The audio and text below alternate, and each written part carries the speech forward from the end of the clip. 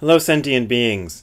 We are having a retreat in, 2 weeks, I think? April 5th through 7th, 2019 at the Mount Baldy Zen Center. I will put links below so you can sign up. There is still some cushions left, so please sign up soon so we can get an adequate body count. And I want to tell you about something I am changing for this retreat that we're having this year. I have decided that we're not wearing Buddhist robes at this retreat, and I wanted to kind of tell you why. I had two main Buddhist teachers, one of whom never wore Buddhist robes and one of whom always wore Buddhist robes.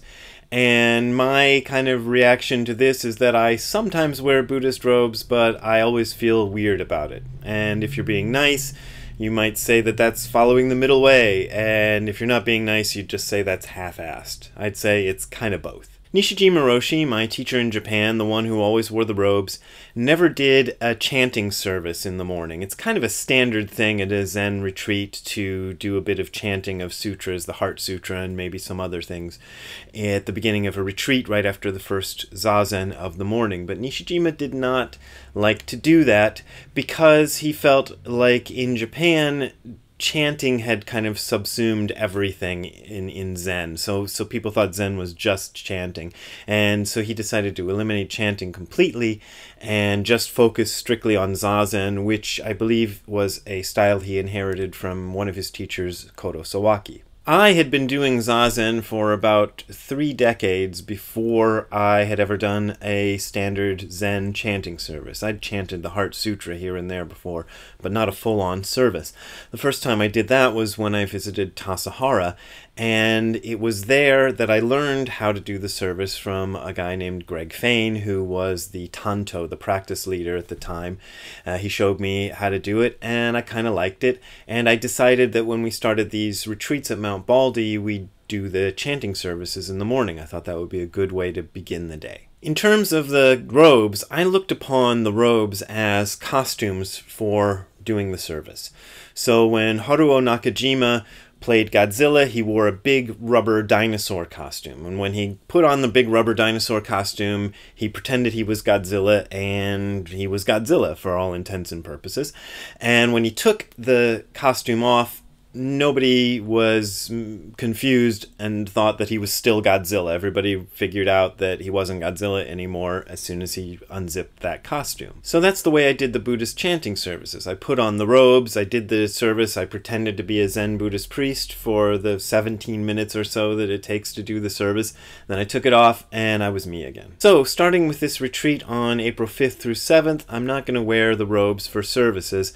And the reason is because I'm starting to worry that people are confusing Godzilla with Haruo Nakajima, as it were, or confusing me with something I'm not because I wear the robes. The original intention of the robes that the Buddha wore was to express humility and a commitment to a life of discipline. Before he became the Buddha, when he was just good old Gautama Siddhartha, he wore very fancy clothes that expressed his high position in society and his commitment to a life of leisure. He put on these cheap robes to express exactly the opposite of that. But it wasn't long after the Buddha died that the robes began to be something else. They stopped being made of cheap cloth and often were made of fine silk and with embroideries, and funny hats were added. And the robes came to be pretty much the same kind of clothing used for the same kind of purposes as the Buddha had originally rejected.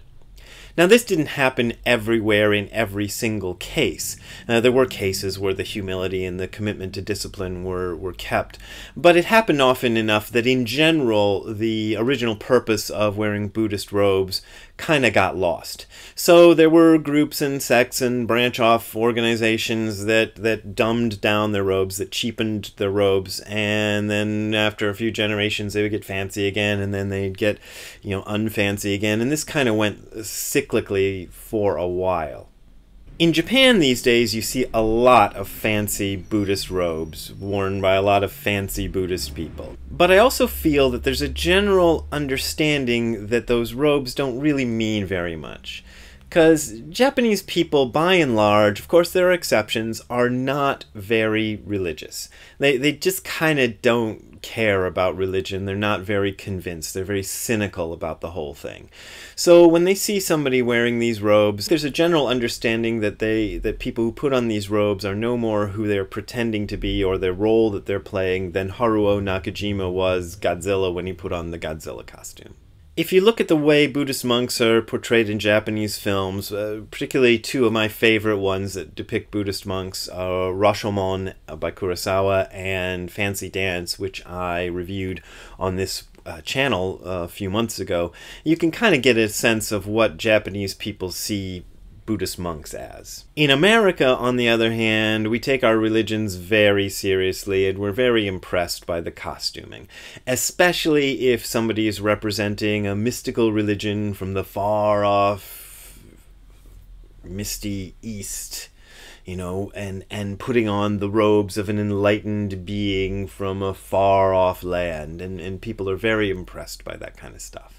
I got my first taste of this when I wore my rakusu, which is like this miniaturized version of a Buddhist robe that hangs around your neck like a bib. I was wearing that at Green Gulch Farm, which is San Francisco Zen Center's farm / monastic center just north of the Golden Gate Bridge. And I didn't have it on when I first got in there, but I kind of decided to put it on halfway through a day visit I did there. And it was amazing, the transformation. At first I was just another guy walking around that nobody paid much attention to, and then as soon as I put that rakusu on, people were like, you know, gawking and like Leonardo DiCaprio and just passed by or something. It was really weird and disconcerting, to be honest with you. I've tried real hard with the Angel City Zen Center and with our retreats at Mount Baldy to not let this happen, but I'm kind of feeling a vibe, and I've kind of heard some things said and things have floated back to me through the grapevine that makes me think that it's not working, that people are starting to treat those who wear the robes as kind of a special something apart from everybody else. Therefore, I'm going to try something different with the services in the morning at the Mount Baldy retreat this time. And we're not going to wear the robes at all. Nobody's going to be wearing the robes. And normally at these retreats, the most senior priest wears a special kind of fancy clothes, kind of a Sunday best, as it were, and offers incense to the Buddha. And again, this is supposed to be a sign of humility and commitment to discipline. But I feel like people are looking at me when I do that as if this is kind of an expression of special priestly privilege. So what we're going to do is we're going to take some volunteers. We've already found a couple of people who are willing to do this experiment with us. And just people from the community are going to offer the incense at the beginning, a different person each morning, so that it kind of, I don't know, equalizes everything a little bit. And I'm just going to stand back in my normal clothes, doing the bows with everybody else. And I'm also going to institute this, at least for a while. We'll see how it goes at the Angel City Zen Center. We're going to get a volunteer on the Saturday mornings when we do the services. We only do once a month. All other Saturday mornings we just sit and talk later after we've done Zazen. And we're going to see how that works with the members of the community offering the incense at the beginning of service, and see if that kind of equalizes things a little bit. I guess we're going to see how it goes, or I'm going to see how it goes, and maybe I'll let you know in a future video how it went.